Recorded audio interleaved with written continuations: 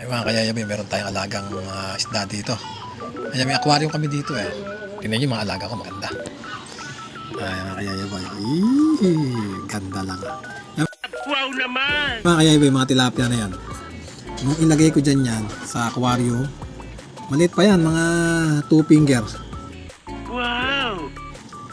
Ay mga kayayabi, ito, laki ng isa.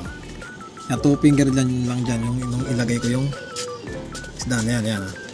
Yan, may liwalo tayo. Yan, liwalo. Yan, tilapia. Ito, ang tawag dito, yung roho. Yung mga kaya may roho yan. Yun naman, karpa.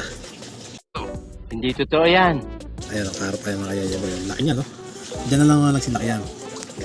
Meron din tayong mga gurame. Sabi gurame, ayun.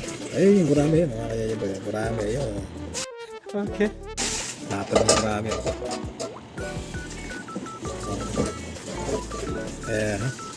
Ito tawag naman dito, alam ko para laki yata tawag dito sa isang ito.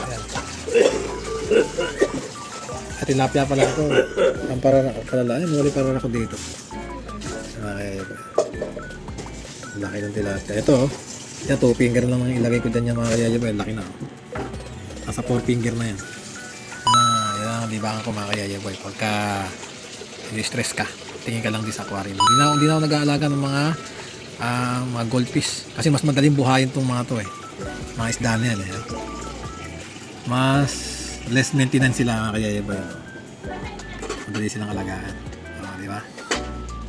Yan ang libangan ko dito pagka ayan, habang kumakain kami sa lamesa, pinanonood namin ni Mrs. yung mga isda na sa aquarium, diba? Yan, ganyan lang ang gagawin nyo pagka na-stress kayo, may aquarium kayo, may isda kayo, tingin lang kayo, mahuli stress nyo. Okay, alright, bye.